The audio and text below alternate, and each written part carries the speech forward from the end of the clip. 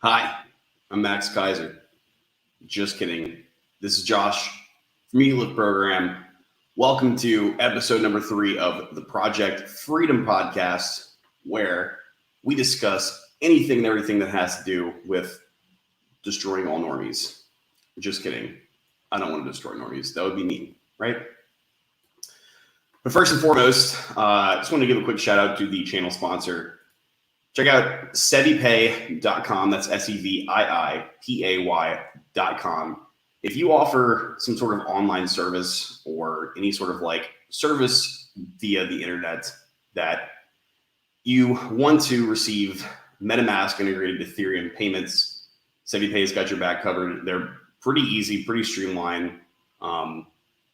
Compared to all the other companies out there that are doing this, they are the easiest to set up. All you basically have to do is go there and purchase whatever sort of plan that you want, and they will contact you and basically give you an embedded HTML element to put inside of your website or give to your developer to put inside of your website. And all you just got to do is copy and paste, and it's good to go. So check them out and thank me later. All right. What up, Randall? What is up, Andy? Osa Chain. Boom, we're live, baby. Yes, we are. All right, guys. Today, I wanted to talk about old thinking versus new thinking. But before we do that, there's actually something that I do want to show you guys that I didn't mention last time on episode. It was either 1 or 2, I think. Real quick, I want to share my screen and show you guys something that I've been doing real quick. That specifically involves something in the quote unquote new financial realm that you can do to benefit yourself. All right. So, and this is not a plug to Coinbase. All right. Because obviously I'm not sponsored by fucking Coinbase, but so I signed up for this, I think either August or September of 2020. And I got on the waiting list before a lot of other people could. So I don't think you can. I think in USA, they're no longer accepting people to sign up for the waiting list for this. So if you want to get into it now, you're SOL. But I was fortunate enough to be able to get access to this before most people could. Let me see if I can turn this like this to you guys. I got my Coinbase card ready to go. I started using it today, actually, and I currently only have it on Apple Pay because they wait a week to send it to you. They wait a week to send it to you physically in the mail. So I'm still waiting on it physically in the mail, but it doesn't really matter anyway because I pretty much don't bring my wallet with me anywhere I go anymore because I just use Apple Pay regardless. That being said, okay, so one thing I did want to talk about in regards to this card, and just something that you can benefit from the new financial system, quote unquote new financial system, because this is still kind of like part of an old financial system thing. But all right, so why does everyone here use credit cards? I'll put it to you guys like this. I own credit cards, but I never fucking use them. I really don't. Just because it doesn't make sense to me personally to use a credit card and then pay it off with your money afterwards to receive 1% cash back on I don't know, gas or whatever. Especially nowadays, because I don't even drive my car much anymore. Although there are some credit cards out there that do some pretty cool stuff. But I mean, 1% cash back. Okay, that's like if you add that up, if you spend $100,000 on a card per year, right, and you get 1% cash back, that's $1,000, right? And I hope people aren't spending that much money on their credit cards, but $1,000 you get from awards for using a credit card. It's basically, that is, how many trips to McDonald's is that? That's 100 trips to McDonald's. So really not that much, right? So who cares about cash? With this Coinbase card, basically you can use crypto to buy things with and receive 1% cash back in Bitcoin. And currently they're only offering the only thing they're offering that you get more than 1% cash back on, besides Bitcoin, is XLM. I think you can get 4% back on XLM, which, you know, I'm not interested in. I'm only I'm getting the rewards for Bitcoin. But that being said, why would I use a credit card to get cash back when I could just use this to get 1% in Bitcoin, right? Now, the only thing that's negative about this is that if you're like me and, you know, you buy digital assets from a payment rail like Coinbase or Gemini or something like that, I pretty much like immediately move my crypto off of Coinbase when I buy things on there, right? If you have this card, it kind of incentivizes you to keep digital assets in your Coinbase wallet, or at least keep USDC on your Coinbase wallet, because that's what this card is using. Or if you want to use this card the right way, I'll put it to you like this: if you want to use this card the right way, because it is a debit card, you basically have to use USDC as the cryptocurrency that you want to pay for things. So if you use USDC, you can basically just replace, you know, fiat with USDC, right? And there's no fee, there's no fine, there's no like capital gains, whatever, right? And you can use anything on Coinbase, any crypto on Coinbase through this debit card, but there's a catch if it's not USDC. If it's not USDC, so let's just say, I don't know, you have a bunch of synthetics laying around on your Coinbase wallet. If you use your synthetics, first of all, they charge you a 2.4% fee. And then on top of that, if the synthetics that you're purchasing or that you're using from your wallet, if you bought that and it has appreciated in price, then they basically warn you like, hey, you're eligible. Like you're basically subjective to capital gains tax, and we're going to report that, right? So it's kind of like they want you to use USDC, which, I mean, that's totally fine, because if you're just using this thing as some sort of means to just get rewards in the form of Bitcoin back, I mean, I would just use USDC anyway, right? Because it's basically the dollar. So why would you be using Bitcoin anyway? Anyway, so far, I think today I spent like $40 on this card. Just like, I went to the beach today, so I got a popsicle, guys. I got a nice little popsicle for the beach. That was about $5. I think I got 5 cents in Bitcoin for that. And then also I spent I spent like $30. I think I got like 30 cents of Bitcoin. All right. And I don't really know how like 30 cents of Bitcoin it's not shit, right? But I mean, as opposed to using a credit card, you know, I'd rather just use this instead. The only credit card that I ever have really used is like the Apple credit card. And, you know, I use that if I want to like buy things from the Apple store, from the iTunes store, or whatever, because specifically you get 3% from anything you purchase with Apple Card. But I digress, my friends. I digress. So let's get on to the meat and potatoes of things. Old world thinking versus new world thinking. Okay. So what are some like old world thinking habits, or just things in general that, you know, we kind of have all been told, at least if you're a millennial, you've been told this stuff, right? For example, be a good boy, get a degree, go to college, right? My mom actually has always, when I was growing up, my mom always told me, you can't put a price on education, right? But college tuition rates beg to differ, right? You can't put a price on education. Yeah, Randall, 9 to 5. That is definitely one of the things that 9 to 5, marry and settle down. Definitely two things that the, you know, old world thinking has taught you, all right? Or just what a concept of old world thinking, right? Be a good boy, go to school, get a degree. You can't put a price on education. Get a 9 to 5. Be at one company. You better be stable. You better be stable, because if you're not stable, otherwise, you might look bad. It might make you look really bad if you're not stable, right? Just basically like the old school way of life, right? Yeah, another one, Osa Chain, happy wife / GF, happy wife. Very true things. But as people in the millennial and Zoomer age range are starting to realize that that's not really like the most beneficial thing or the beneficial way of thinking, right? So what happens?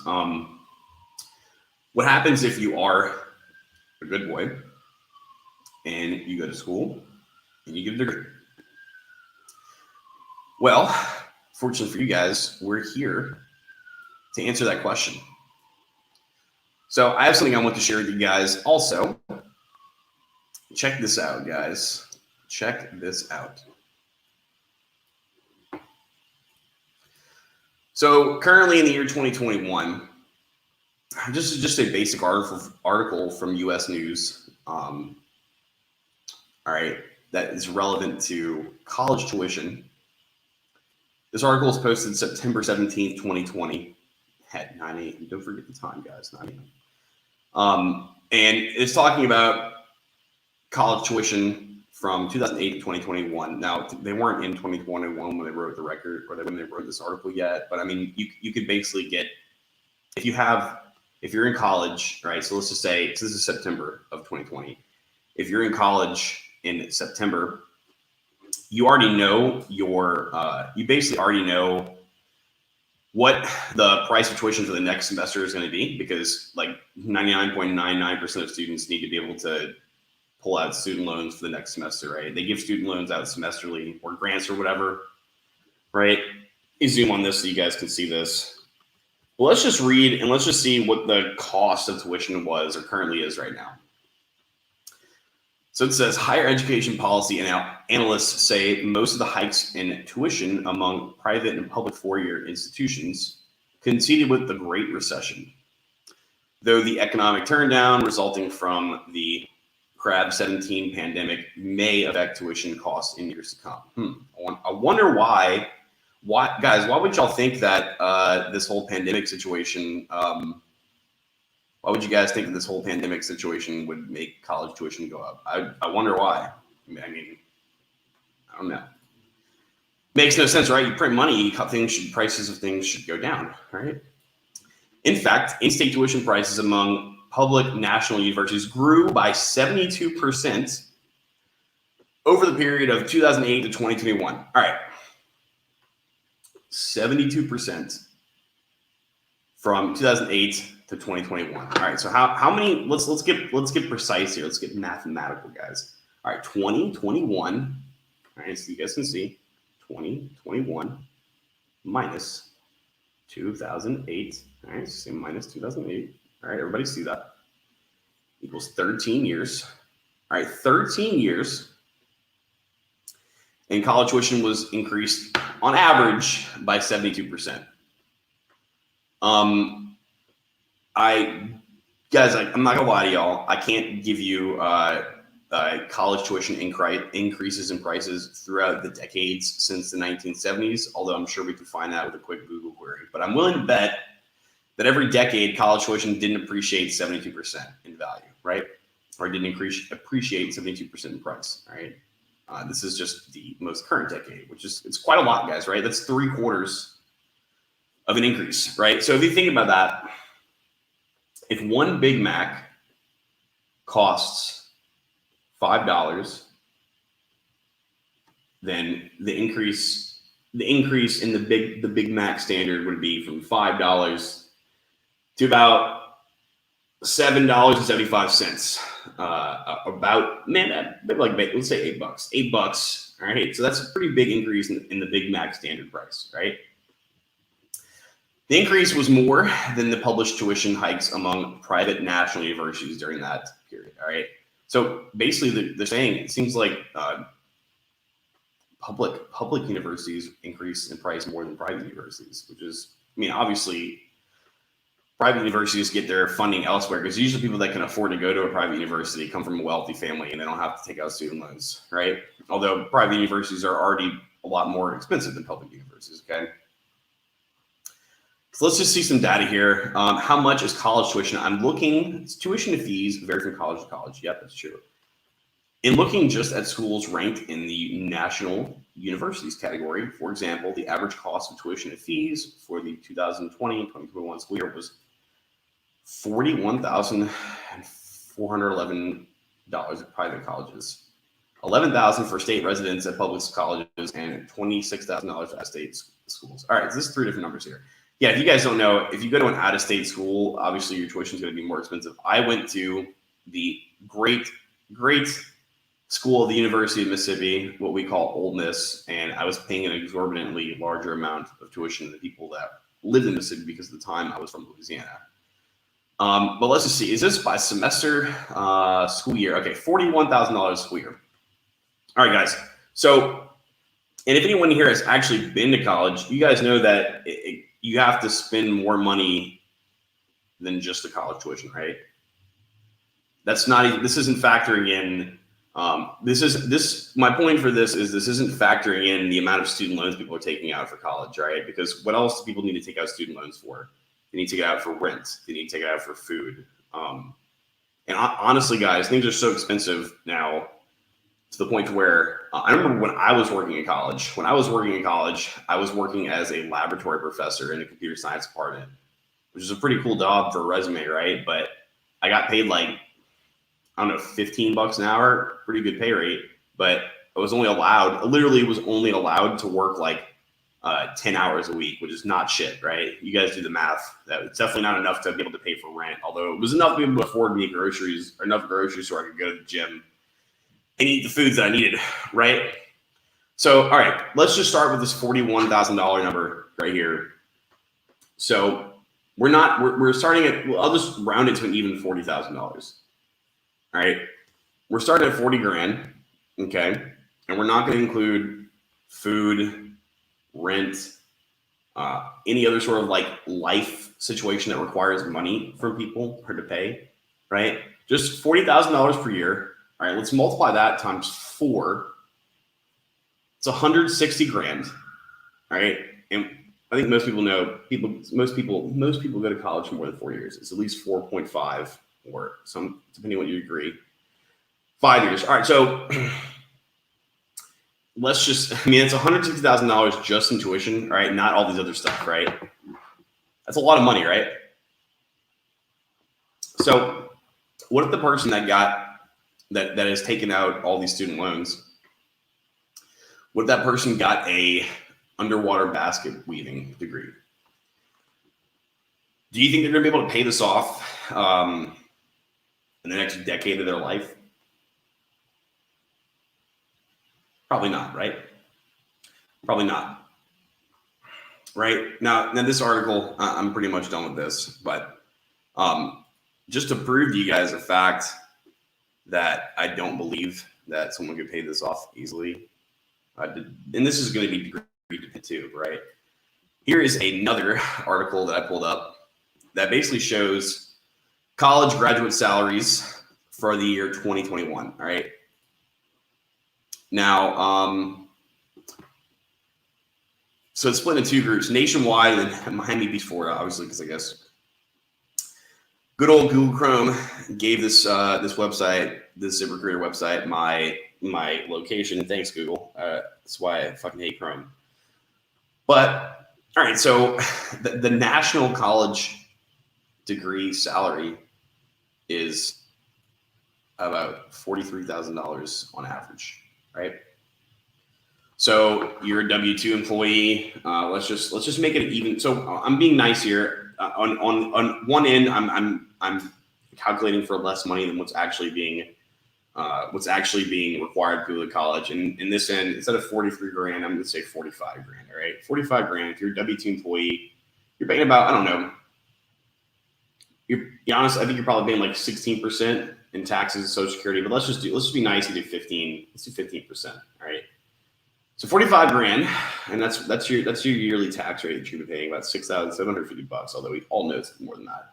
So let's do 45 grand minus 6,750. All right, so you're left with like $38,000 and some change. All right. how the fuck are people going to be able to pay their college tuition, right? Now, again, this is going to be degree dependent, right? Like, obviously, like some degrees are going to net you more money post graduation than, you know, underwater basket weaving, right? But come on, guys, let's put two and two together. Like this is to me, this is just faulty thinking, right? I studied computer science. I have a bachelor's of science in computer science from the engineering school. It was really fucking weird. But I have a engineering degree from the engineering school in computer science, and I also have a math degree as well. But that was pretty much because it was required, right? And I graduated in 2015, right? 2015, and I'll be open and honest with you guys. 2015, and I was living in this great state of Mississippi, all right? And I was getting paid about 45 grand a year for an engineering position, my first job, all right?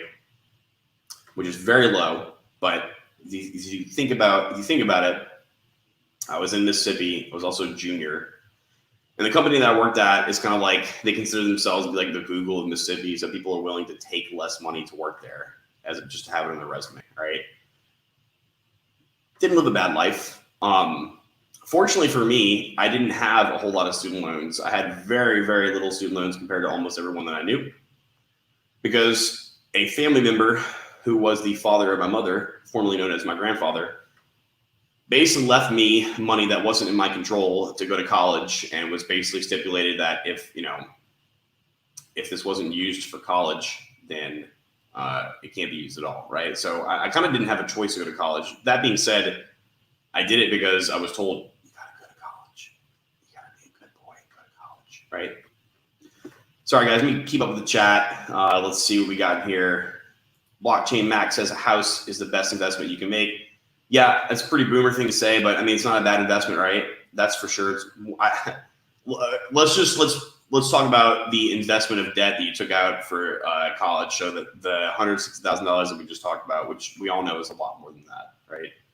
What if you took out the $106,000 back in like 2015 and bought a small house with it, and by now it would have appreciated probably about 30%, considering all the other craziness. You would have actually gained a substantial chunk of money, right? Antonio says, save your money, put it in a savings / 401k. Yeah. I think, look, I used to have a larger 401k. My 401k is very small now because that money has been liquidated and put elsewhere in a place that I'm glad I put it, because the tax penalty hit that I took from that was well worth the gains that I made on that. But that being said, 401k is not bad. The only reason I think a 401k is decent, I still put some money in a 401k now, but it's way less than I used to. The only reason a 401k is decent is because basically like you can like hide your money from taxes, and you're not really hiding it, right? Like you're allowed to not have your X amount of your income taxed if you shove it into a 401k, right? Unless you want to withdraw, right? Now the downside of a 401k is that you have to wait until you're old and decrepit to use it, right? And in my mind, I have a very good friend named Michael. I'll just say Michael Z. Him and I both kind of like, we did this kind of at the same time. And we're both like, yo, like if I have to wait until I'm like 62 years old to like drive a Lamborghini, what was the point, right? What was the point? And also another thing I don't like about a 401k is that like, is that you don't have control of your money. That being said, look, if you are a W-2 employee, you're kind of just stupid for not putting at least some money in a 401k, right? Because I mean, you get the save from taxes. So Randall says you get bent over by the system. Yes, indeed, you do. They rip off books are, yeah. So one good thing about the computer science department was that like all of our teachers were pretty based. So they basically just like, hey, here's a digital copy of your book. Don't tell anybody. Shh. So I basically went like my last 4 semesters without paying for a single book, which is pretty nice. Oso Chain says residence, books, meals, transportation, all things that cost money when you're in college. Randall says $150 for one book that you don't use more than 10 times. Yeah, I mean, like, honestly, if you just go to class, when I was in college, if you just went to class and you paid attention in a lecture and you weren't dumb, you could pass your tests, or at least you could pass the test. Even if you didn't do all those things, most likely, most of these classes, you could pass the test by just process of elimination, right? Shh, don't tell anybody. It's a huge secret. Just to know that you don't have to study for tests. They don't want you to know that, though, right? Sam Paczynski, boom, baby. Yes, indeed, boom, baby. Tinky Winky, what is up, my friend? Personally, I would have had a better overall education had I invested at college tuition in Bitcoin and Ethereum years ago. Indeed, my friend. That is, I mean, goddamn, some truth right there. Randall says some have a seven-figure student loans. Dude, I don't doubt that.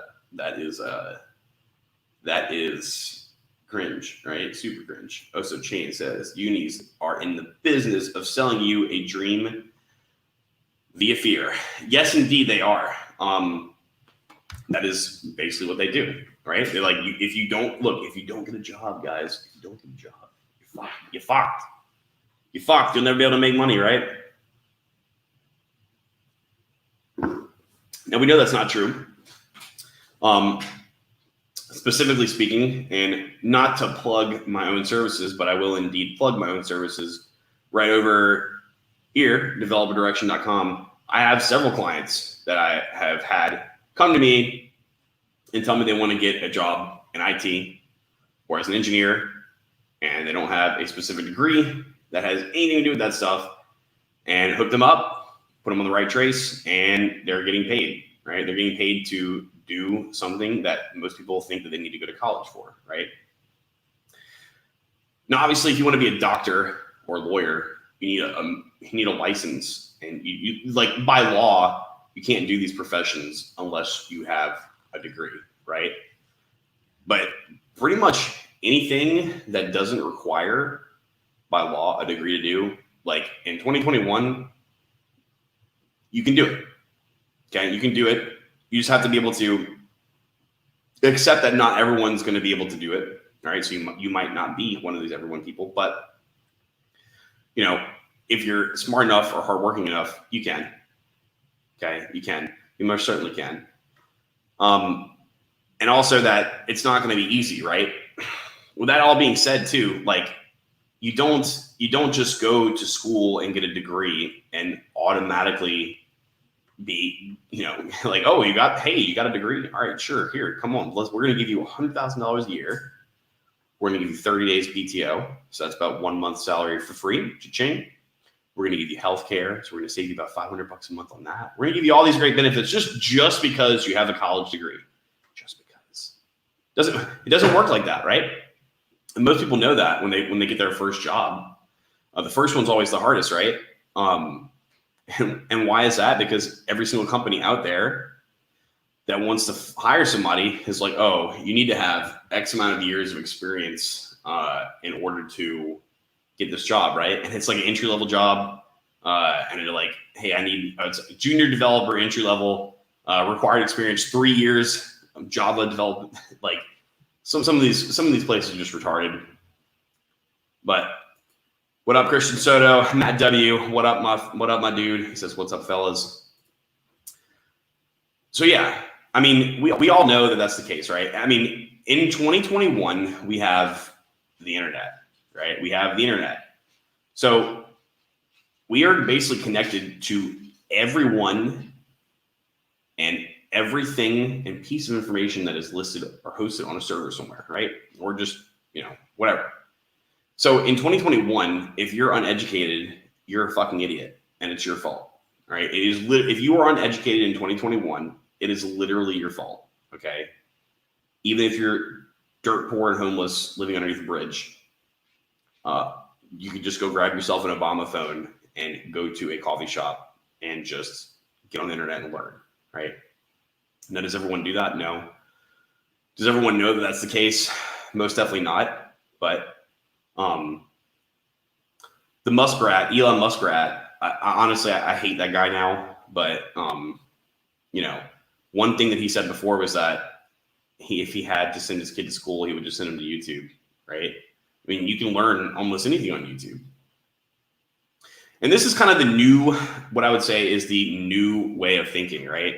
The new way of thinking, it's more of a sovereign way of thinking, right? It's more of a sovereign way for one to acquire information that is not dependent on some sort of institution, like, I don't know, college, that would require you to go out and go to them and pay them money, take out a bunch of student loans, just to get a fancy piece of paper that does pretty much nothing, right?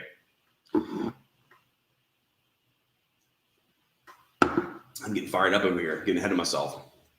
I tried to talk before I took a sip. But the old way of thinking, okay, again, be a good boy, go to college, get a job, get a degree, get a job, right?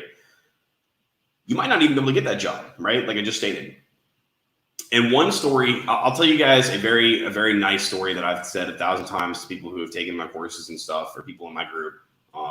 So if there's people in my chat, I know there's some people from my group in the chat here. You guys have probably heard this before. So hate to annoy you, but we're going to tell everybody else, all right? So when I was a senior in the computer science department, there was this, maybe I shouldn't say their name. There was this person, there was a fellow student, one of my peers, who went by the name of, we'll just say K, all right? Their name was K. And this person happened to be one of those people who, how can I say this without making the algorithm angry? K was the type of person that wanted people to identify them a certain way.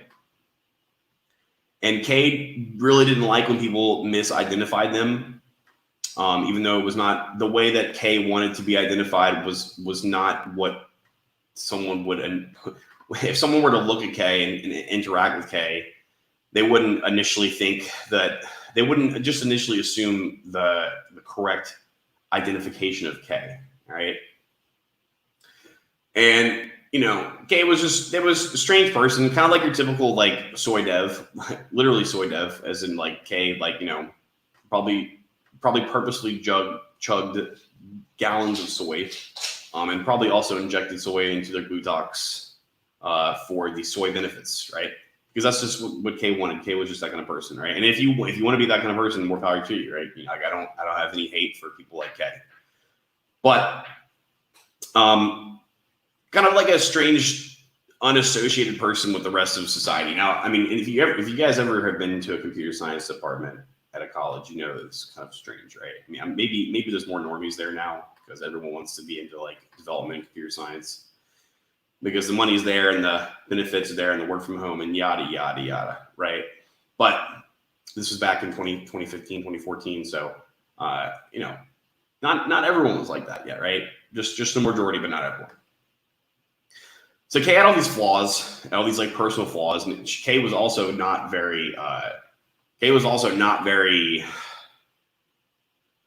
K had very bad soft skills. All right, we'll just put it to you like that. K was not a people person whatsoever at all. All right, but K was a very good developer. Right, this dude or this person, this entity, put me to shame with what they could do, right? And when I was in school, honestly, guys, when I was in school, the only thing, like, I really couldn't code a whole lot. I mean, I made very good grades in computer science department, but when it came down to like doing stuff on my own, like I didn't do stuff on my own, like from start to finish, because I just did what was required for me at school.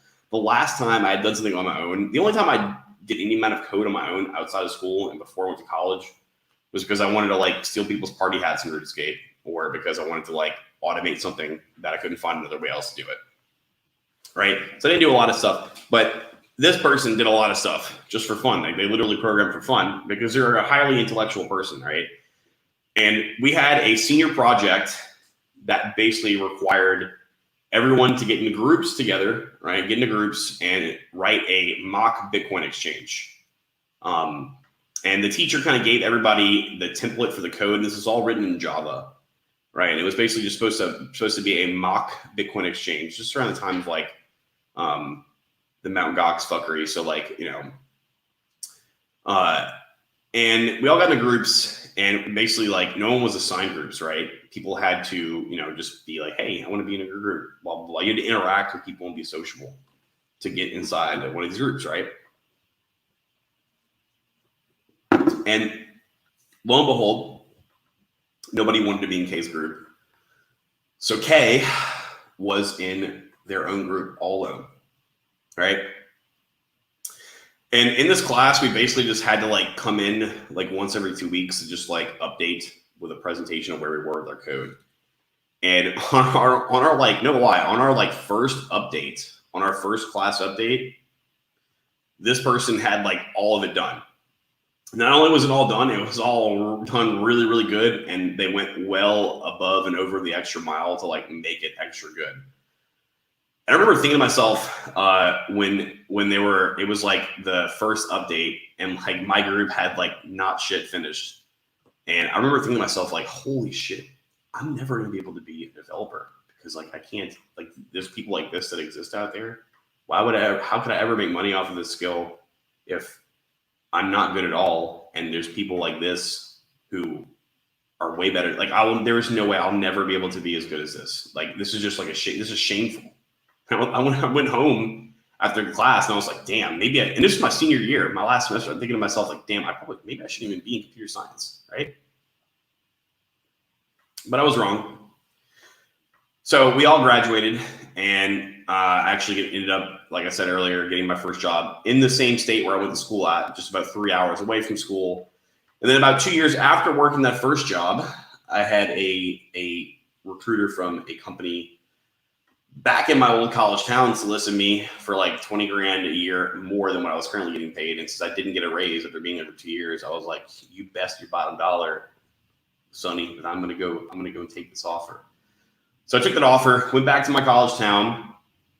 I was moving in, and my first week moving in, I went to Jimmy John's. Now Kay used to work at Jimmy John's when we were kids in school still. And I guess we were still kids because it was only like 2.5 years removed from graduating. But I walk into Jimmy John's all tired and sweaty from moving my furniture, and lo and behold, there Kay was, still working at fucking Jimmy John's. Right? So I mean, I think you guys kind of get the point for that. But like there we had there Kay was a very good, extremely, honestly way smarter than me, at least when it comes to complex things such as writing code. But because Kay was the type of person that Kay was, even though they had a degree, they were still working at Jimmy John's 2 years later. So what does that tell you? I mean, that tells you, and I don't know, she could be working, a high paying job right now, but like, I doubt it. I doubt any person would have wanted to interact with that person.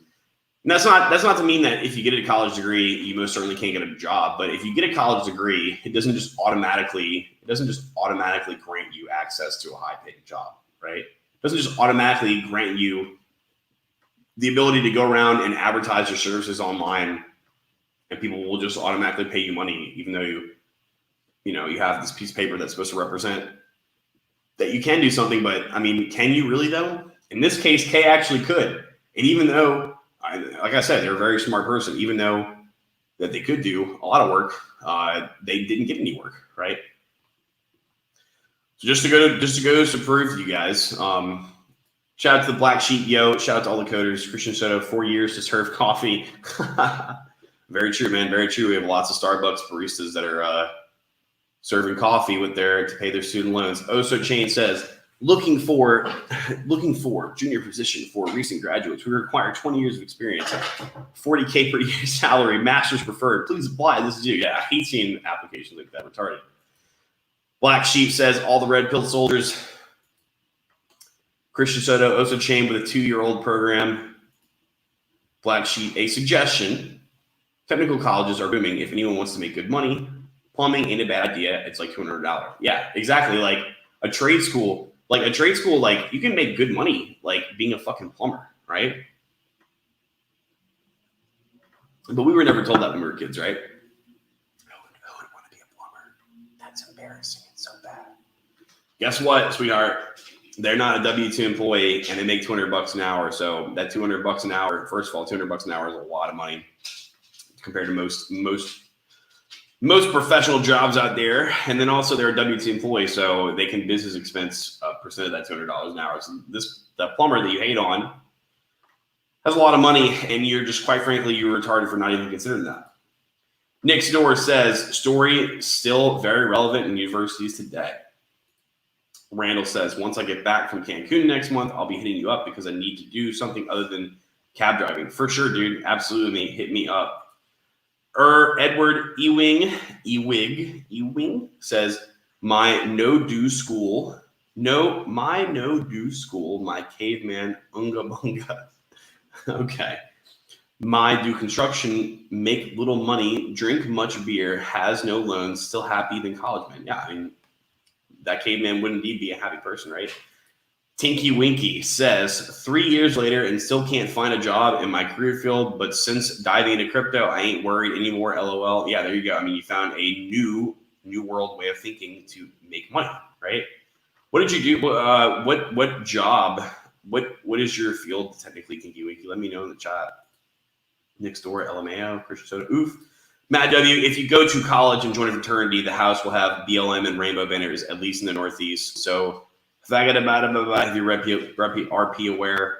I was in a fraternity, and we were back in the day, we were the exact opposite of that. Kind of like probably too much the opposite of that. So, I didn't, although I've been told, I've been told it's completely different nowadays. We used to HAZE, but not like, a bad HAZE. Like our HAZE would be like, all right, pledge, you have to follow me around on campus today with a boombox, playing the Green Onion song from The Sandlot. That was my favorite task that I would assign people. And then bring me some Chick-fil-A or sleep in the basement naked for Hell Week, and use this blanket and a lighter when it's freezing snowing outside. Good luck. Just character building things, right? Nothing that was killing people or whatever. Randall says, so I need to work on my soft skills. Damn it. I mean, look, in any career, you need to work on your soft skills. If you can't finesse people, or you can't just at least be like a pleasant person to be around, you're limiting yourself severely at what the possibilities are, right? Most C-class. So if we talk about corporate jobs, all right, corporate jobs. So the corporate world over here, most C-class or C-suite positions, so like CEO, CTO, CFO, Techno King, the fucking worst C-suite position name I've ever heard. Most of these people, they didn't, honest truth, guys, most of these people didn't work their way up from the company. And it's not like the old hero story, in this old world thinking, the old story. Notice how I'm saying not the new story. The old story of working their way up, of being a good boy and working at the company for 3.14 thousand years. And they finally were like, all right, you've been here so long. We want, instead of getting away with paying you the same amount of money like we have been, we're just going to give you more money and give you a C-suite position. Most of these C-suite positions are just handed off people out of the company, right? And, some of them obviously because they have a resume of being a CEO in multiple places, but also because somebody knows somebody, right? You know somebody who knows somebody who knows somebody. So a lot of the times it's a lot more than just what you know, but who you know as well, right? I think we automotive design. Okay. All right, good. Well, I mean, I don't think that would be too hard to get a job in, but well, I guess you don't know. Because I don't know. I don't know anything about that field. But I do know you like cars, Tinky Winky. I indeed myself do fancy myself a nice car. I saw one of the new GT 500s rolling around the street today in front of my humble abode, and I was like, hey, that thing is sweet. So to reiterate, guys, old world thinking versus new world thinking when it comes to just basic path of life, right? Be a good boy, go to school, get a degree, get a 9-to-5 job. Then what's next? What's next after that? What's the next step? Get your 9-to-5 job. All right, get a 30-year mortgage on a white picket fence house in suburbia. All right. Now, look, I am a huge advocate of owning property. I own a property myself, although I will be selling it very soon. It will be actually listed for sale on Monday, but I didn't just buy like a white picket fence house, right? You best believe I wasn't going to get into 6 figures of debt to buy a house that wasn't going to benefit me financially, right? I bought a duplex, and I did it because I knew I was going to financially benefit from it. Much like Gordon Ramsay, who, by the way, Gordon Ramsay tells all of his followers and his fans, you got to get out of debt, 30 days to get out of debt, preaches everybody to get out of debt. Meanwhile, the dude has used massive amounts of debt to benefit himself financially by purchasing investment properties, right? And of course, Gordon Ramsay isn't going to be kind enough to tell his followers that you can actually utilize debt to make money, because that would be wrong, right? That would kind of give them an edge in the system, right? Then they wouldn't need him anymore, right? They wouldn't need him anymore. They had an extra $2,000 a month of income because they took out a couple $100,000 debt, right? Which, by the way, if you have secured debt that's bringing you in income, passive income, which there's really no such thing as passive income, because it's all like requires work. Trust me, like being a landlord requires a fuck ton of work, probably more work than what most people are wanting to do. If you have this secured debt, you can just liquidate the house immediately, right? So, for example, a house, you can just liquidate the house if you want to, and most of the time break even. Although we live in 2021 and we live in clown world, and if you bought a house last year, you're probably you might be up 6 figures in your house, right? Tiki Wiggy, yeah, my neighbor just bought a new GT500. God, I'm jealous of your neighbor. Drives every day, drives me nuts when it starts up. I would probably have a boner if I heard that every morning. Dude, they're so hard to find too. Like, you can't even see them at any dealerships or anything. They're doing the same thing with this that they did with the Hellcats when they first came out. Cody says, I got to rewatch this and the last episode, go through the first chapter in The Sovereign Individual. Are you fired? Antonio says, Dave Ramsey. Yep, Dave Ramsey. Dave Ramsey is Daniel says Dave Ramsey is a clown. He is, dude. Yes, Dave Ramsey. Yep. Daniel says his only advice is to get out of debt or avoid it. Yeah, exactly. So the guy, again, guys, perfect point and example. And I didn't even plan to talk about Dave Ramsey. Old world way of thinking. Get out of debt. Get out of debt. Get out of debt. Get out of debt. Avoid it.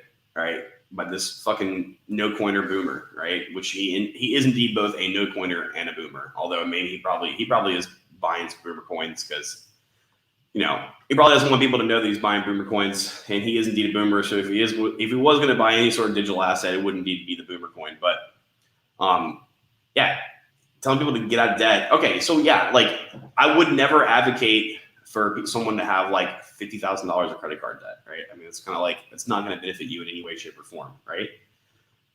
But because of the clown world twisted financial system that we live in, if you're going to get debt, basically they incentivize, without disclosing it to the world, they basically incentivize you to get into debt in order to make more money. Although the normal person, thine normies, don't understand this. They don't realize that this is the case, and they are afraid of debt. Which you should be afraid of debt. Look, you should be afraid of having $500,000 of student debt for a underwater basket weaving degree, right? You should be afraid of that. But you shouldn't be afraid of $500,000 in debt on a mortgage for a house that you can rent out for, let's just say 30-year mortgage for $500,000 is you're paying $3,000 a month on this property, but it's a fourplex and you're netting $6,000 a month, right? So not only are you netting, you're taking in enough money to pay the mortgage, you're also in the green $2,000 a month. So you're pocketing $2,000 a month of passive income, which again, there's really no such thing as passive income, right?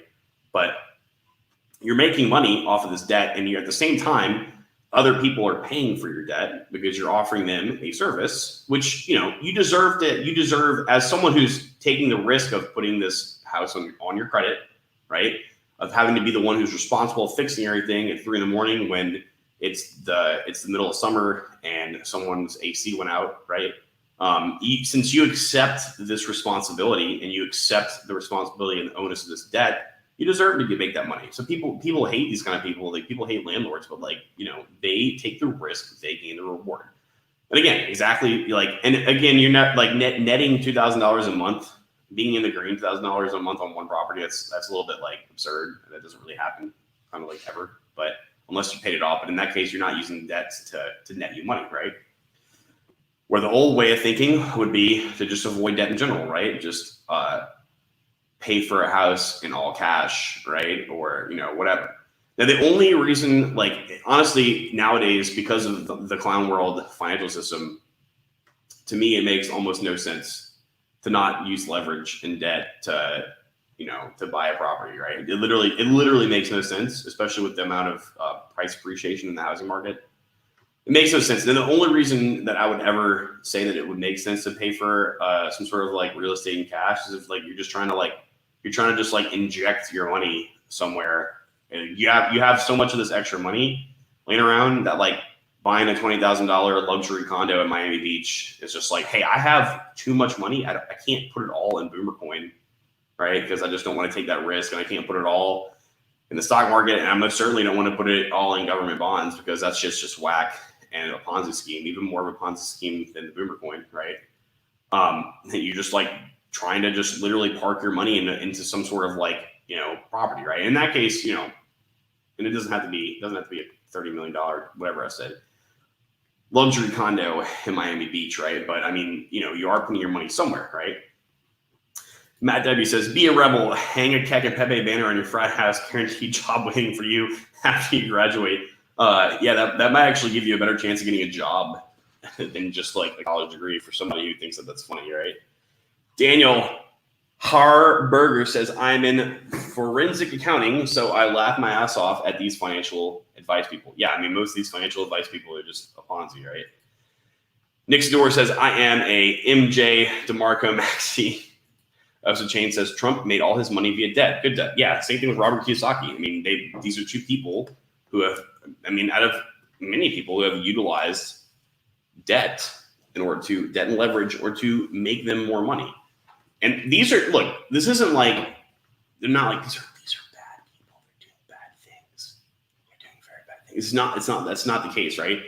These are people who are just simply seeing through the glitches in the matrix, right? They're seeing the code through the glitch in the matrix. And they're like, all right, I'm going to, take advantage of that. That's what this system is going to incentivize me to do. Then I'm just going to take advantage of it, right? Randall says, I am debt adverse. Between him and the way I grew up doesn't mean that Phoenix property has skyrocketed. Those Chain says, not every house is a good deal. Not every house is cash flow positive. Yes, indeed, my friend. Exactly. Randall says, I'm hoping between the crypto market and hopefully a housing adjustment, I can pick up a duplex or triplex. Yeah. A duplex is not like, honestly, like the first thing, like what they in old world way of thinking. Like we said, afterwards, after the be a good boy, go to school, get a degree, get a 9-to-5 job. After that is what the regular 30-year mortgage, the white picket fence house with your bride and your 3 children, right? Which again, if that's the life that you want to live because you truly want to live it, then there's nothing wrong with that. But if you're only living that life because that's what you were told is the only possibility, then maybe you could simply open up your mind and take a look and see that there's other things out there, right? What they should be telling people is like, there's several options. What you could do is you could buy a duplex and you could live in one side and rent out the other side. And it's a way better, smarter financial thing to do as opposed to paying rent somewhere or just getting a regular house, right? Because you can benefit from this, right? Oh, you already said that comment. Sorry, buddy. I double read your comment. So yeah, I mean, there's a plethora of things out there that the old way of thinking is just kind of like being replaced, right? Kind of being replaced, and like, why is it that just now people are starting to see this? I think the last time our economy was really good was in like the 90s, right, guys? And I think that all kind of started from the 80s, excuse me. Like in the 80s, we had a booming economy. in the 90s, people were, everyone was fat and happy. And they were living this, like they were living by doing the things that I'm talking about and calling the old way of thinking, right? Which really just boomer think, right? And who are the people that benefited from this? They were the boomers, right? They were the boomers. So obviously, if a person goes to catch a fish in a certain spot and they've tried 5 different lures and only one out of those 5 worked, everyone that's going to go to that spot is going to be using that singular specific type of lure. And everyone that goes there afterwards is when they ask for advice, you're like, nah, dude, you got to use this bottom lure, right? Don't use this other lure. And then the next generation comes around and all the fish that were in that area that fed and hit the bottom lure are all gone and they're replaced by, I don't know, another type of fish. And now all of a sudden, this lure isn't working for the new generation of people. And like, hey, why isn't this fishing lure working for us when it was working for you? And then eventually a few people start to find out, they start to see that, hey, there's other fish in the sea. There's other ways to catch these fish. Maybe we should figure it out or else we're going to die, right? And that is the new way of thinking. And one of the biggest things, at least financially speaking, that is important for like the millennial generation and the Zoomies, you Zoomers who are in the chat, is digital assets. And like, this is really this first part of the millennial generation, the first thing the millennial generation has to help them financially, right? And it's so crazy because we have people like just doing the most degenerate things, like leverage trading digital assets and just like losing a fuck ton of money, giving up this money back to the system to the people that don't want you to succeed, right? If you like to leverage trade every now and then, that's cool. But I mean, like honestly, guys, like from the heart, as cheesy as it sounds, like digital assets are like one of the only things that's going to save the millennial generation and you Zoomers out there, right? That's like the only thing that we have. We don't have all these benefits that the boomies had, right? We don't have. It's just not there, right? I mean, I won't sit out and point every single one out, but we just don't, right? The numbers aren't there for anything. For us to live the same type of lifestyle the boomers had and to be able to get the same amount of financial stability, financial freedom, financial benefit that the boomers had, we just can't, right? That's not to like knock the boomers, right? Because we definitely most indeed can learn a thing or two from the boomers, right? But if you're going to take advice from a boomer financially, you probably should consider that there might be other ways, right? Like it might not work out for you, right? It's probably not. If you're going to plan to set up your life the same way, like if you are, for example, I'm 29. If you're going to plan to set up your life the same way to where you can retire, which I mean, whatever age you want to retire, if retiring is the thing that you want to do, basically to have enough money in the future to where you don't need to go into a company every day to work for them to be able to eat until you're 95 years old, right?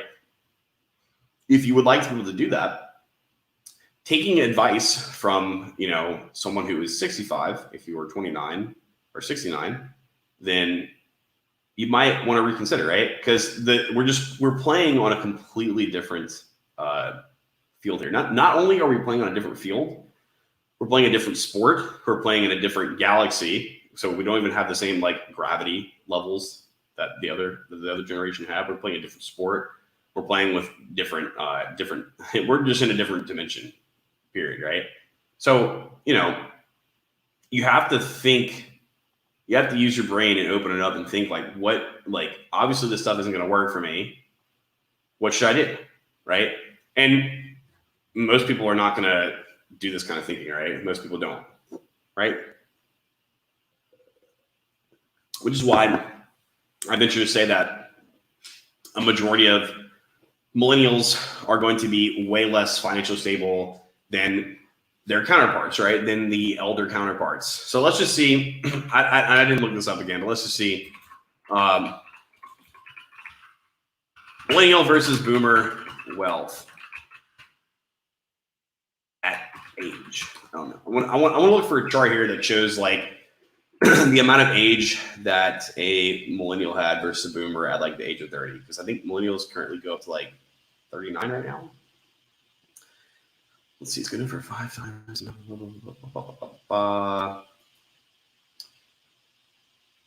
First link on Google, and it's called the Growing Generational Wealth Gap. All right, and didn't cherry pick this link. All right, guys, this was the first link that came up. Did this real time, so let's see. Check this out: charting the growing generational wealth gap. Millennials are starting to accumulate wealth. Unfortunately for them, the amount and rate of accumulation is significantly behind older generations. Well, no shit. Why do you think that is? Let's look at some statistics here. What it says from 16 trillion in 1989 to 19 trillion in 2020, the silent generation has stayed relatively level in their amount of wealth. But new wealth creation has caused their share of household wealth to decrease. Baby boomers and the silent generation combined for 70% of household wealth in 2020. All right. And 2.85 trillion at 2.85 trillion, Generation X has more than 5 times the amount of wealth of millennials, but less than half of the baby boomers. All right, so like you can just see the trickle down effect. Like boomers have X amount of times more wealth than Gen X. Gen X has 5 times more wealth on average than millennials. Right, so like, and because they're just trying to. And obviously, silent generation older on top. The top of the citadel right here, the top of the Federal Reserve citadel over here, we got the silent generation. All right. And millennials, we're at the bottom of the Federal Reserve citadel, right? Millennials are anticipated to inherit over 68 trillion from baby boomer parents by 2023. What are they gonna do with it though? Buy fucking kale? U.S. share by household, blah blah blah blah blah blah. All right.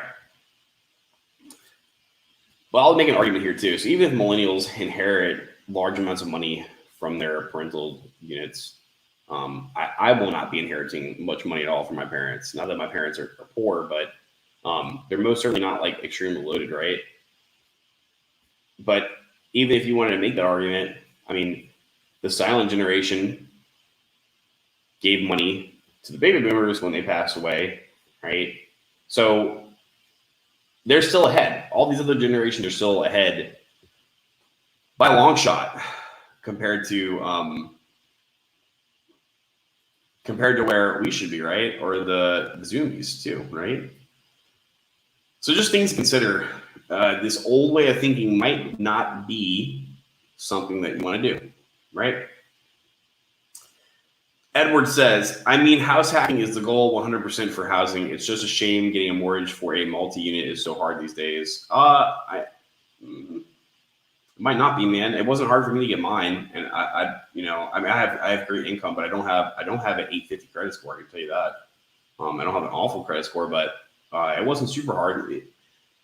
Also, I have a tinfoil hat theory that I think that a lot of these banks are wanting to hand out mortgages like candy right now because they kind of need people to take up mortgages. So it might, although it is a seller's market, it might if you are or if someone is in a situation where they don't know or they wouldn't be certain if they might be approved for mortgage before, you might have a higher chance of getting approved now. Matt W says the system truly is incentivized for us to look for loopholes. I think the system incentivized us to, be a good boy and shut up. But I think us as sovereign, open-minded individuals we are incentivized to look through loopholes. Because if we don't, what are we gonna do, right? I mean, we're fucked. Antonio says, I want to make FU money. Yes, indeed, that is the plan. Christian Soda says, dang, all I got from my parents was trauma. Indeed, my friend, indeed. All right, guys. I think that's going to do it for tonight. Enough ranting about how much I just think that the old way of thinking is just trash.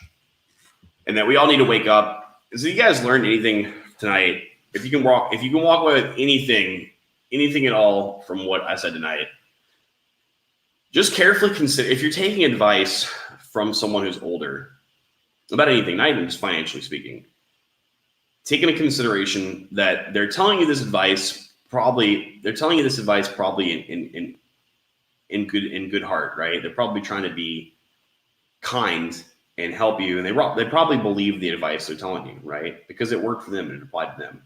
So you don't hate them, but just maybe just reconsider what they're saying, because it might not work for you, right? In fact, it's probably not going to work for you. We live in 2015, and when I had Fight at One for episode 1, we were talking about how although it in this meat space that we live in this three-dimensional realm, although it appears things are the same way that they were in 2015, they're not. In 2021, they're very different. Very different. And that goes for almost literally any aspect of life. It's just very different, right? So guys, I hope you guys learned something tonight.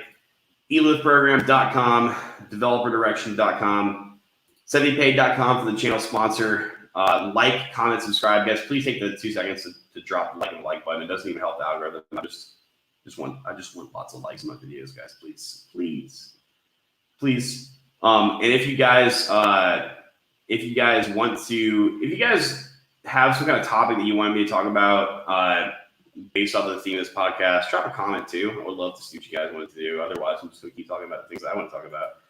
Also, Chain says, advice from boomers is like getting advice on how to play a PS5 game with a Nintendo 64 knowledge. Indeed, dude. Indeed. That was a great comment to leave on. That's all I got tonight, fellas. I'm out. Take the orange pill, take the red pill, take the dev pill, take the anti-boomer pill. That's it. Antonio, can we talk about QFS? Yes, we sure can. Drop a comment so I don't forget. And that's it. Night, fellas. We'll see y'all later.